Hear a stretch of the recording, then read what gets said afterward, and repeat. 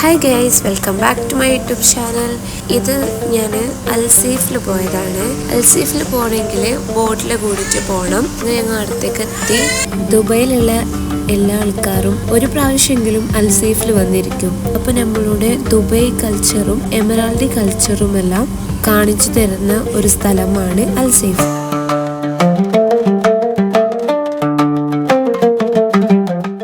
ഒരു 50 വർഷം മുന്നേ ദുബായ് എങ്ങനെ ഉണ്ടായിരുന്നു എന്ന് അറിയണമെങ്കിൽ അൽസീഫില് ഓൾഡ് ദുബായ് ഭാഗത്ത് വന്നാൽ മതി. 2017 അൽസീഫ് ഓപ്പൺ ചെയ്യുന്നത്.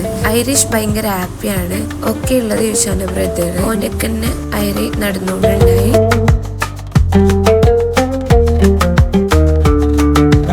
UAE നാഷണൽ ഡേക്കും ന്യൂ ഇയർ ടൈമിനും UAEയിൽ ഫെയർ വർക്ക്സ് നടക്കാറുള്ള വൺ ഓഫ് പ്ലേസ് ആണ് അൽസീഫ്.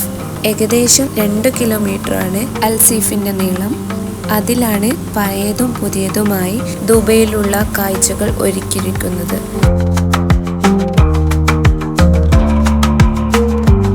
അൽസീഫിന്റെ എൻഡ് വരെ നടന്ന് പിന്നെ അങ്ങോട്ട് മടങ്ങിട്ട് പോവാൻ വയ്യാത്തോണ്ട് എൻഡിൽ നിന്ന് തന്നെ ടിക്കറ്റ് എടുത്ത് ഞങ്ങൾ ബോട്ടില് മടങ്ങിട്ട് പോയി.